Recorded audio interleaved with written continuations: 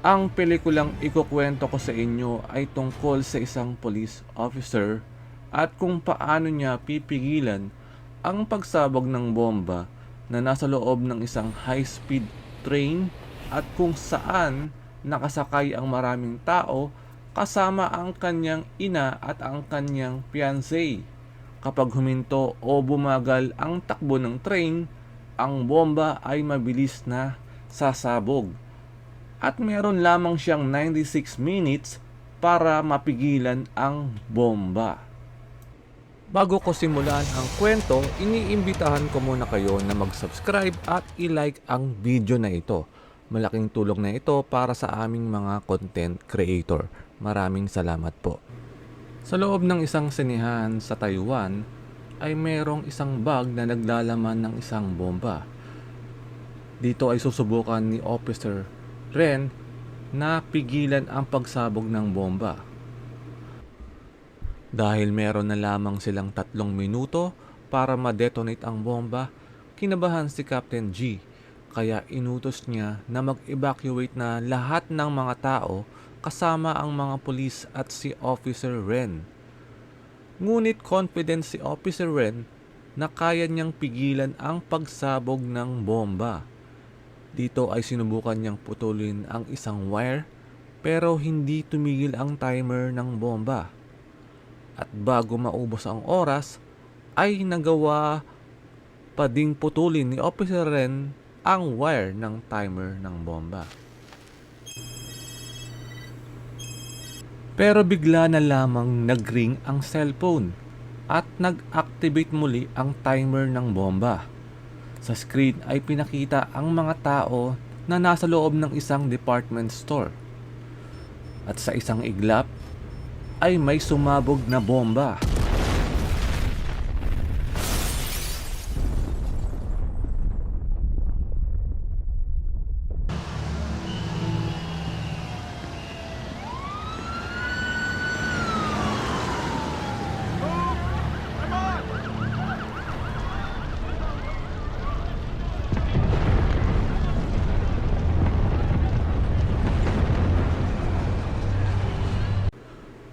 May sumabog na bomba pala sa katabing department store ng sinehan. Dito ay nakita ni Officer Ren na ligtas ang kanyang fiancé na si Officer Zin. Pero nalungkot pa din si Officer Ren dahil hindi niya nagawang iligtas ang mga tao na nasa department store.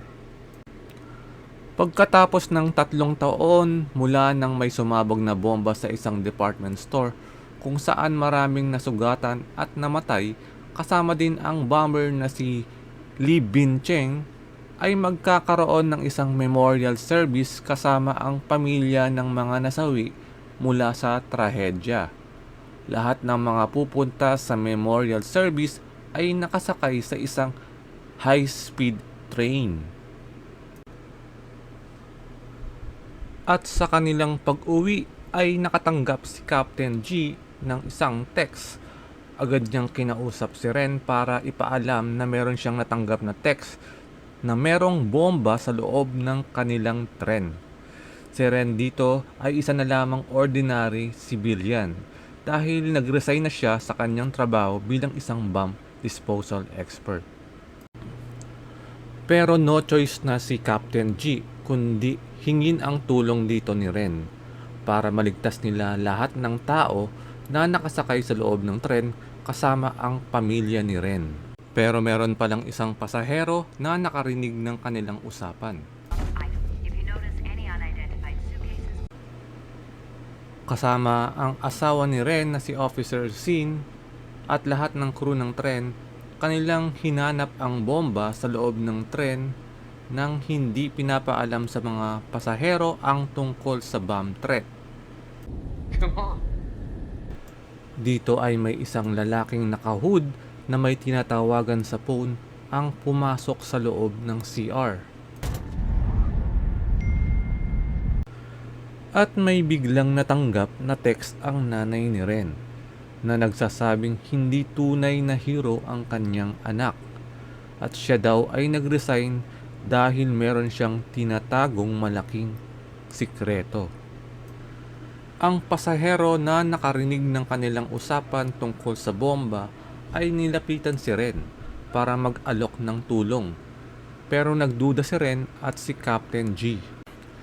Kanilang nalaman na siya ay si Professor Kai na isang college physics professor. Natagpuan din nila sa mga gamit ng professor ang isang invincible stamp.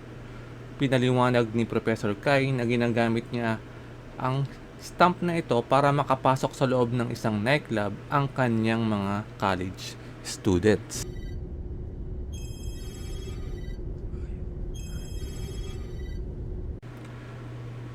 May biglang nag-ring na cellphone at sinubukan itong hanapin ng mga pasahero kung saan nanggagaling ang tunog ng cellphone. Napansin nilang ito ay nanggagaling sa isang container na nasa mga baggage. Kinuha ng isang pasahero ang isang container at sinubukan itong buksan. Ngunit nakita ito ni Officer Singh at pinigilan niya ang pasahero na buksan ang container na iyon.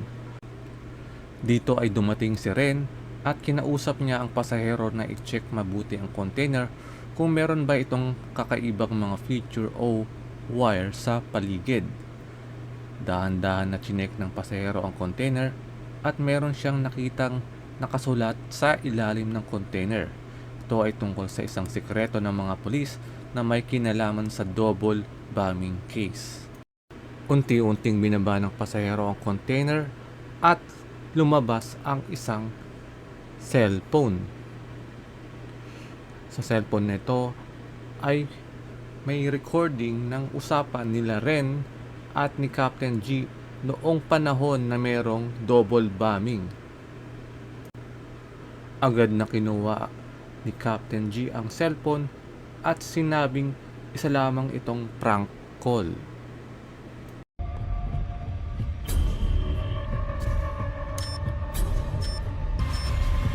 Nakatanggap ng isang text ang ina ni Ren na nagpapasalamat sa pagtulong ng kanyang ina sa pag-detonate ng isang bomba.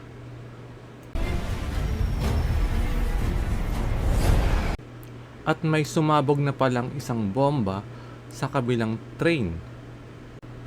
Nakita ng professor ang bag at keychain ng kanyang asawa. Kaya inaisip niyang nasawi na ang kanyang asawa mula sa pagsabog ng bomba sa kabilang tren. Nalungkot at kinabahan ang nanay ni Ren dahil inisip niyang may kinalaman siya sa pagsabog ng bomba. Habang nag-uusap si Captain Lee at Ren ay may biglang tumawag sa kabilang tren na nagsasabing may isang babae na siya daw ang naglagay ng bomba. Siya ay si Yang Ting-jun, ang asawa ng professor. Inamin niya na meron pang isang bomba na nasa loob ng isang red suitcase. Ang suitcase na ito ay matatagpuan sa ikapitong car ng train. Tinawagan nila Ren ang kabilang tren at nakipag-video call para makita ang itsura ng suitcase na nasa car 7. Inutos ni Ren na lapitan ng crew ang maleta at huwag siyang matakot dito dahil hindi naman ito basta-basta sasabog. Gustong makita ni Ren ang itsura ng maleta ng malapitan. Dito ay nilapitan ng crew ang maleta at meron siyang nakitang timer sa loob. Nagulat si Ren sa format ng timer na kanyang nakita. May natanggap na tawag si Captain Lee na si Professor Kai ay nasangkot pala sa isang assault case 3 years ago. Kinausap nila Ren at Captain Lee si Professor Kai at sinabi nilang buhay ang kanyang asawa. Pero ang kanyang asawa ay inaresto dahil umamin ito na siya ang naglagay ng mga bomba sa kabilang tren. Hindi makapaniwala si Professor Kai at hindi raw ito kayang gawin ng kanyang asawa. Napag-alaman din ng mga pulis na ang 7 years old son ni Professor Kai ay namatay sa department store bombing. At dahil sa pagkamatay ng kanyang anak, ay binugbog ni Professor Kai ang kanyang bayaw na nagdala ng kanyang anak sa loob ng department store. Biglang nakatanggap sila ng tawag na bumibilis daw ang countdown ng timer. Train 289 security report back. It's dropping rapidly. Hindi nila malaman kung bakit bigla na lamang bumilis ang countdown ng timer ng bomba.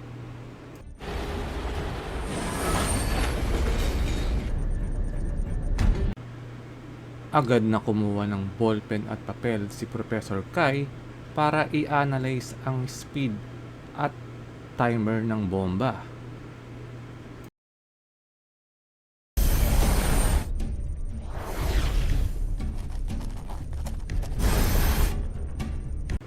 Na-compute ni Professor Kai na kailangan nilang bilisan ang speed ng train para hindi sumabog ang bomba. Kapag bumagal ang takbo ng tren, ay mas bumibilis ang timer ng bomba. Kaya hindi dapat huminto o bumagal ang takbo ng tren. Kaya agad-agad na inutos ni Ren na huwag pahintuin ang tren at huwag itong pabagalin. At muling bumagal ang countdown ng timer. Pero pagkatapos ng ilang saglit, ay bigla na lamang bumilis ulit ang takbo ng timer. Hindi maintindihan ni Professor Kai kung bakit ayaw bumagal ng timer. Dito ay napaisip si Ren na ang dalawang tren ay bawal huminto at bumagal. Kaya inutos agad ni Ren na pabilisin ang takbo ng kanilang sinasakyang tren.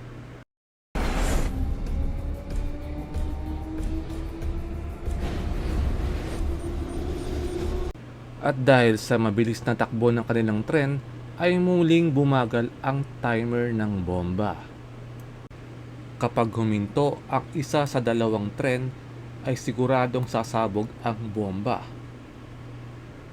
Kaya kailangan nilang mag-isip ng panibagong paraan kung paano mapipigilan ang pagsabog ng bomba. Naisip nila na kailangang kumbinsihin ni Professor Kai ang kanyang asawa na hanapin ang controller ng detonator ng bomba.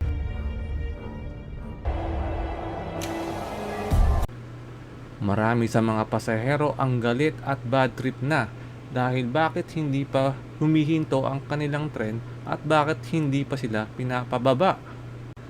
Agad na pinakalma at kinausap ni Officer Sin ang mga tao. Sa kabilang tren ay may nakitang wire na nakakabit sa suitcase ng bomba.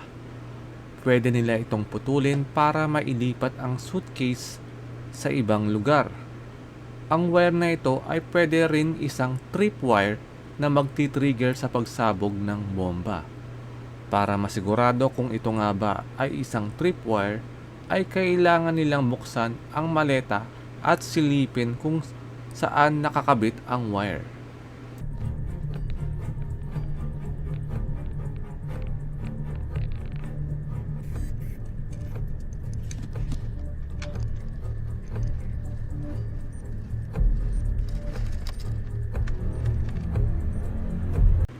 At sa loob ng maleta ay nakita nila ang maraming bomba. At sa laki ng mga bomba na to ay mahihirapan silang makita ang mga wire. Kailangan nilang gumamit ng isang X-ray machine para makita ang itsura ng bomba. Dito ay kinausap ni Professor ang kanyang asawa. Naniniwala si Professor na inosente ang kanyang asawa at ang kanyang bayaw lamang ang may kinalaman sa mga bomba na nasa loob ng tren. Pero ang sabi ng asawa ni Professor Kai na siya mismo ang naglagay ng mga maleta sa loob ng dalawang tren. Gusto lamang niya at ng kanyang kapatid na ipaghiganti ang pagkamatay ng kanilang anak na si Xiao Kai. Sinabi ni Captain Lee na kung gusto niyang iligtas ang kanyang kapatid ay kailangan niyang ituro kung nasaan ito. Habang There's an sinusubukan unknown male in nilang the carriage, putulin burn ang scars on his tripwire, face. ay We're stalking minagpakita na Amnesia. ang bayaw ni Professor Kai. Dito ay sinubukang kausapin ni Yang ang kanyang nakakabatang kapatid na sumuko na at ibigay sa kanya ang controller ng bomba. Inexplain niya sa kanyang kapatid na wala siyang kinalaman sa pagkamatay ng kanyang anak at huwag niya nang idamay ang mga inosenteng tao na nasa loob ng tren. Inexplain ni A.H. na hindi niya gustong masaktan at madamay ang mga inosenteng tao na nasa loob ng tren. Ang gusto niya lamang ay makapaghiganti sa 2 pulis na may kinalaman sa pagkamatay ng kanyang pamangkin. Ang gusto niya rin ay umamin ang 2 pulis na si Ren at si Captain G kung ano talaga ang tunay na nangyari sa bombing ng department store.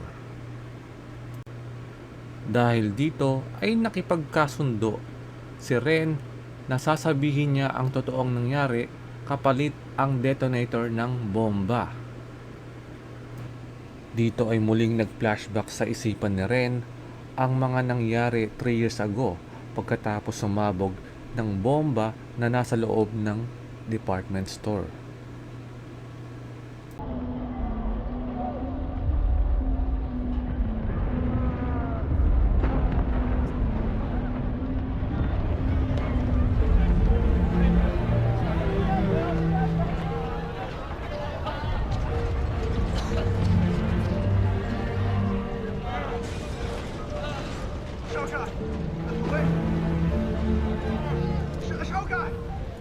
It's okay. You're gonna be okay.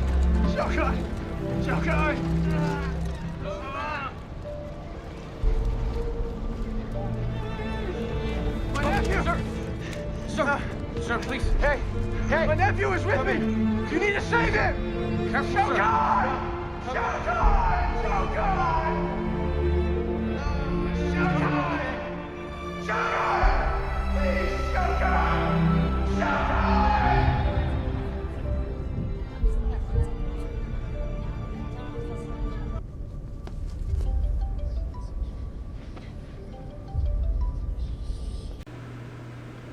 Sa harap ng maraming tao ay tinawagan ni A.H. si Ren.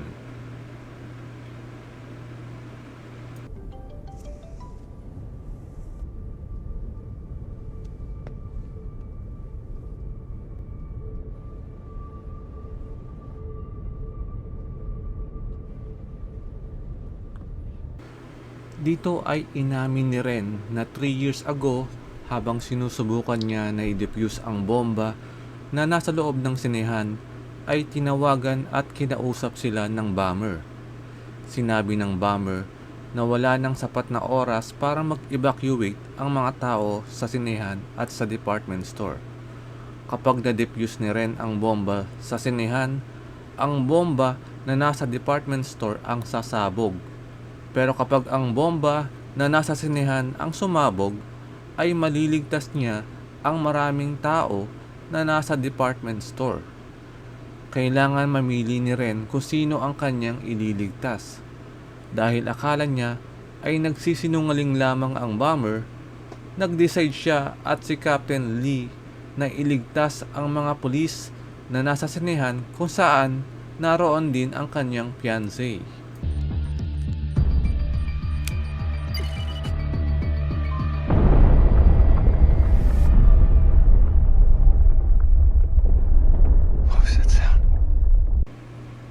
Dito ay pinalabas nila na hindi nila alam na meron pa palang isang bomba na nasa department store. Pero nagawa naman nilang iligtas ang mga tao na nasa sinehan. Si Officer Ren ang totoong hero na nagligtas sa mga tao na nasa sinehan.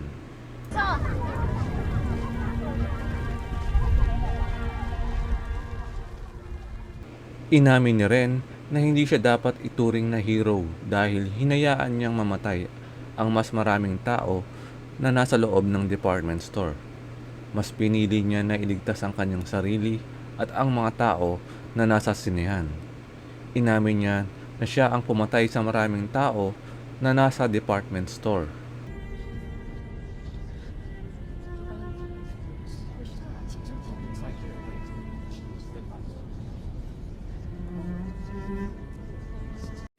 Pero ayaw maniwala ni Ehi sa mga sinabi ni Ren. Alam daw talaga ng mga pulis na mayroong bomba sa department store at ito ay sasabog kapag sinubukan nilang i-defuse ang bomba na nasa sinehan. Nakipagkasundo si Ren na siya ay pupunta sa kabilang tren kapalit ang kalayaan ng mga tao at ang controller ng bomba. Inexplain ni Captain Lee na wala silang paraan para ma-verify kung nagsasabi talaga ng totoo ang bomber.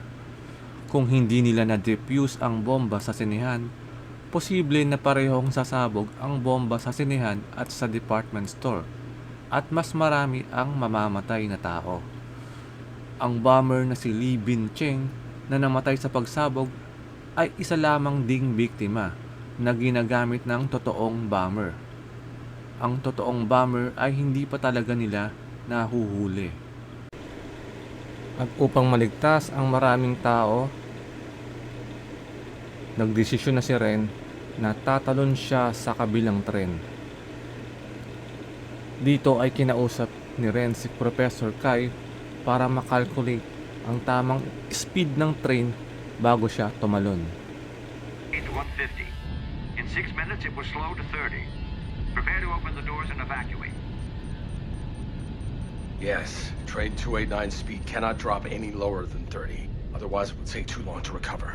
This leaves 2 minutes to evacuate passengers, but the bomb squad won't make it in time. Okay. This is the only option.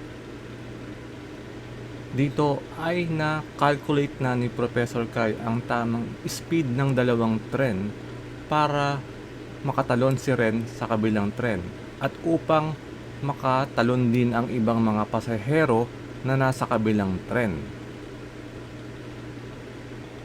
Dito ang mga pasahero ay nag-uunahan at nagtutulakan papunta sa pintuan ng tren upang sila ay makatalon at makaligtas sa bomba. Our train is switch tracks. Accelerate. Catch up to train 289.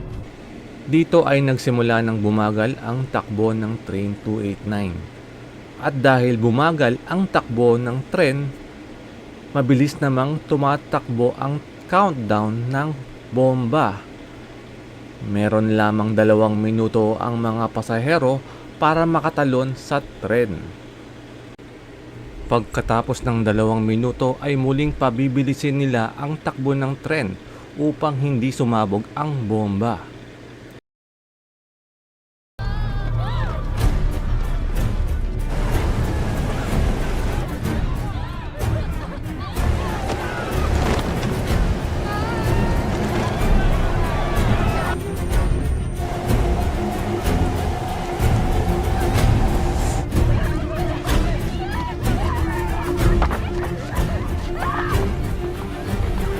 I don't know. Take a look. Do you see that train? Looks bad. They're jumping from the train. Didn't they say we're stopping?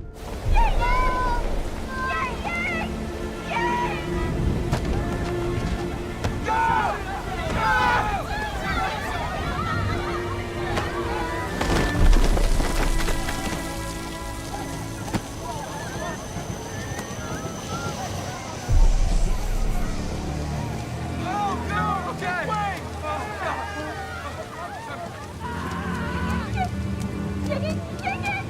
Oh, my baby!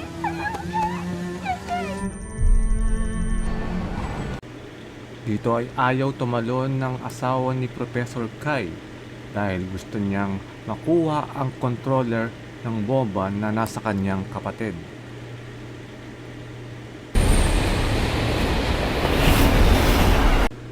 Ngayon ay sabay nang tumatakbo ang 2 tren sa parehong speed. Dito ay susubukan ni Ren na tumalon sa kabilang tren.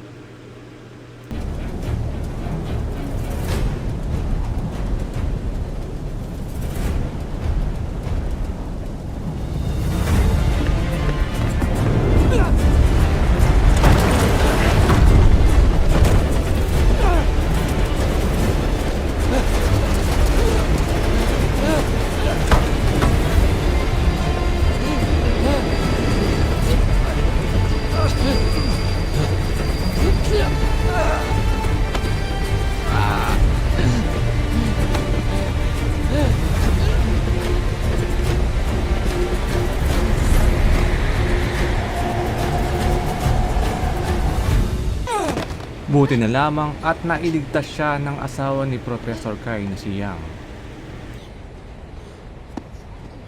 Meron na lamang mahigit na 6 na minuto si Ren para mahanap ang detonator ng bomba at upang maligtas niya ang lahat ng mga pasahero na nasa loob ng tren.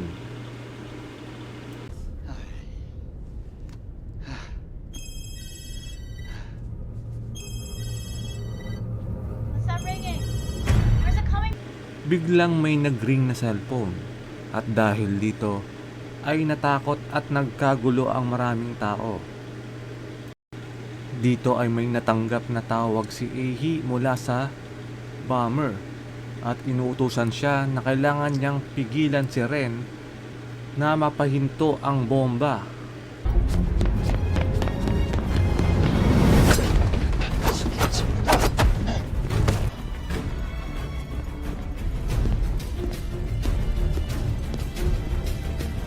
Habang naglalakad si Captain Lee ay may biglang humila sa kanya papasok ng CR.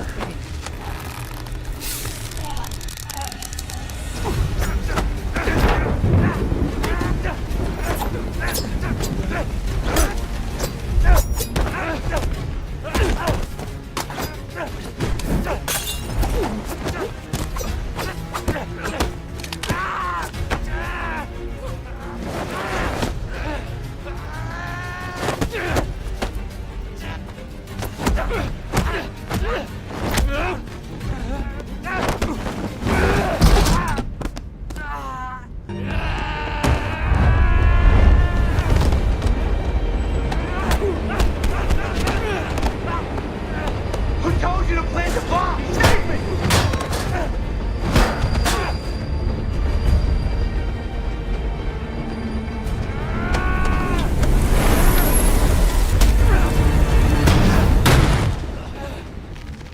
Officer Lee. At dito ay pinakita na kung sino ba talaga ang tunay na bomber. Siya pala yung lalaking naka-brown na jacket na isa rin sa mga pasahero. Dito ay sinasabi ng bomber na ang kanyang asawa ay namatay sa loob ng tunnel dahil inutos ni Captain Lee na i-abandon ang pag-rescue sa mga tao.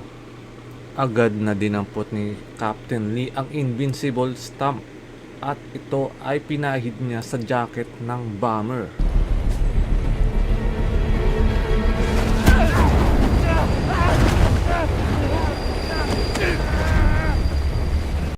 At bago mahulog sa tren si Ehi, ay nagawa niyang maibigay kay Ren ang detonator ng bomba.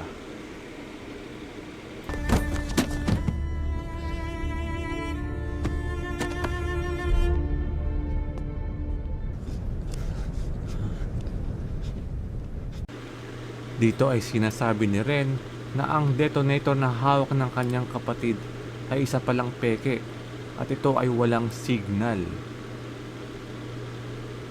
Ang kanyang kapatid ay ginamit lamang ng bomber.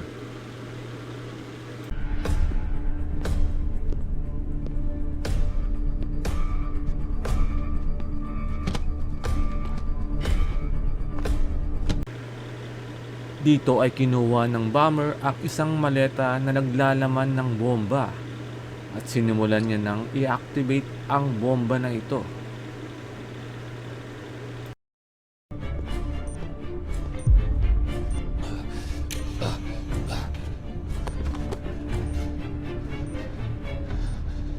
Habang naglalakad si Officer Sin ay natapakan niya ang earphone ni Captain Lee.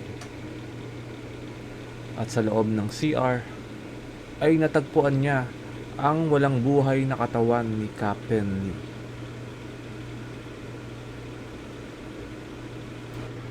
Tinawagan ni Officer Zin si Ren para ipaalam na meron ding bomba sa loob ng kanilang tren.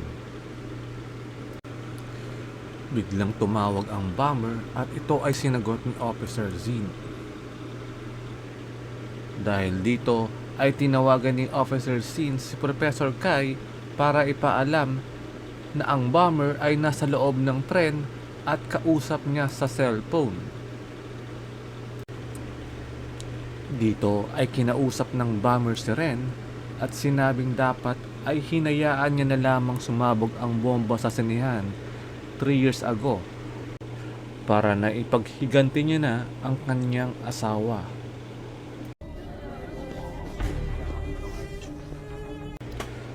Ngayon ay gustong iparamdam ng bomber kina Ren at Officer Sin ang sakit na kanyang nadarama. Ang ginawa niyang bomba ay hindi pwedeng ma-defuse pareho. Isang bomba lang ang pwedeng ma-defuse at ang isa ay sasabog. You wouldn't know.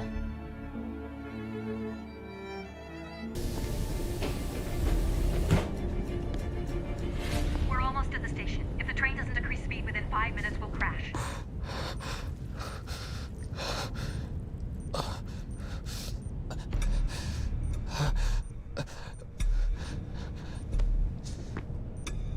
Huangjing, I need you to stay calm.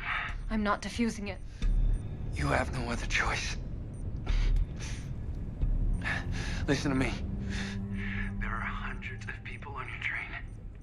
You need to defuse the bomb to save them.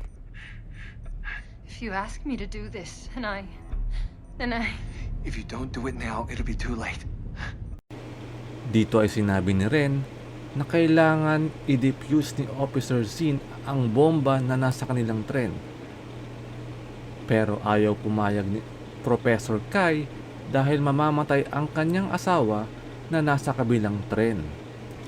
Dito ay sinabi ni Professor Kai na kailangan mag-isip ni Ren ng ibang paraan para mapigilan ang pagsabog ng bomba.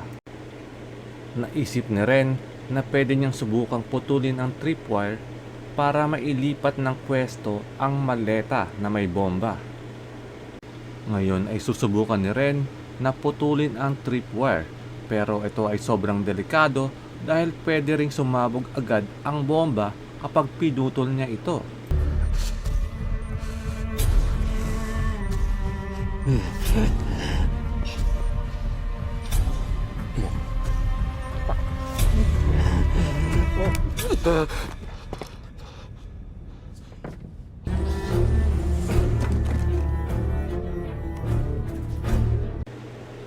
Meron na lamang 2 minuto si Ren para ilipat ng pwesto ang maleta na may bomba.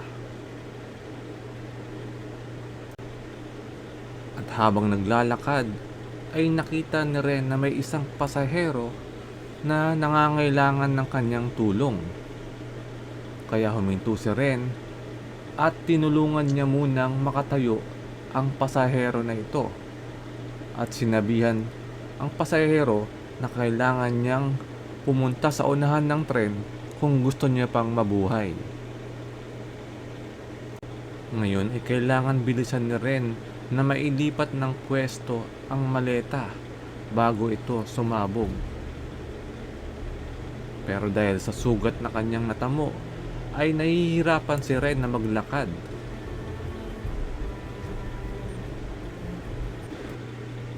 Dito ay nagawa ni Ren na mailayo ang maleta sa mga pasahero. Pero dahil sa lalim ng kanyang sugat at maraming dugo na nawala sa kanya, ay hindi niya na magawang makatayo at makapaglakad. Kaya kinausap niya ang kanyang asawa na tulungan siya sa kanyang huling misyon. Hiniling niya kay Officer Zin na i-defuse ang bomba para mailigtas ang mga tao na nasa loob ng kanilang tren. Pero ayaw pumayag ni Officer Zin dahil ibig sabihin nito ay sasabog ang bomba na malapit kay Ren.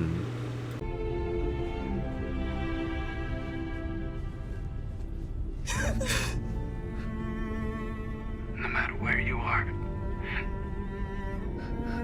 I'll always be there with you.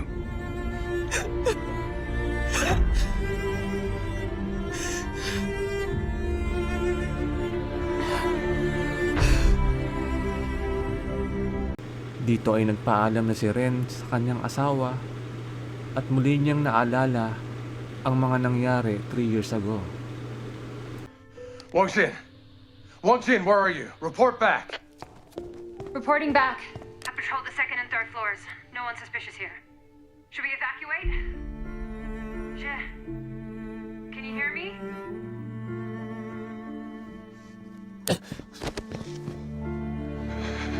I didn't save them. I didn't save them. As long as you're alive. It's okay as long as you're alive.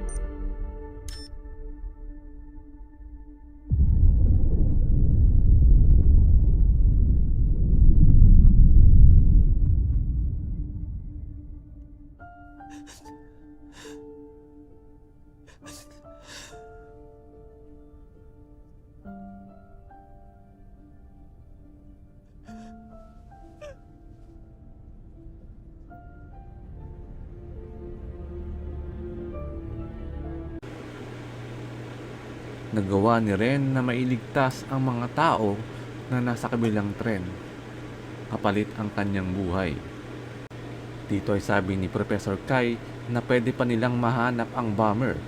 Naalala ni Officer Singh na merong hawak-hawak na stamp si Captain Lee bago siya mamatay. Kaya biglang tumayo agad si Professor Kai para hanapin ang bomber. What now? What's going on now? It's just... Dito ay hinahanap ni Professor Kai kung sinong pasahero ang may tatak ng kanyang invincible stamp. Hey, what are you doing? I don't know.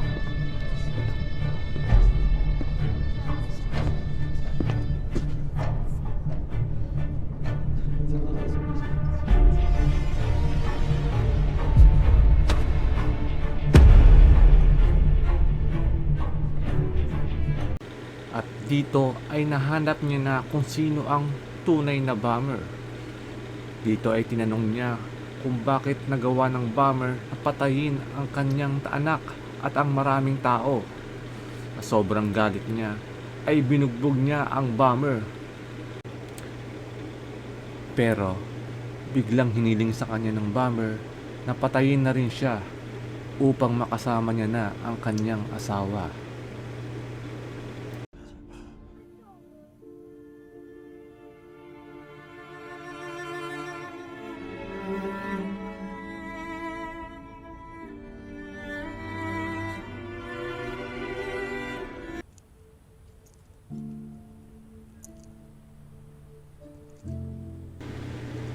Sa eksenang ito ay pinapakita na muling dinalaw ni Professor Kai ang kanyang anak na si Xiao Kai.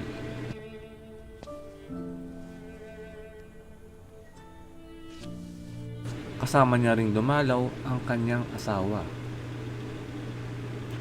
Sa dulo ng pelikula ay pinakita si Officer Sin na nasa istasyon ng tren nakausap sa phone ang nanay ni Ren.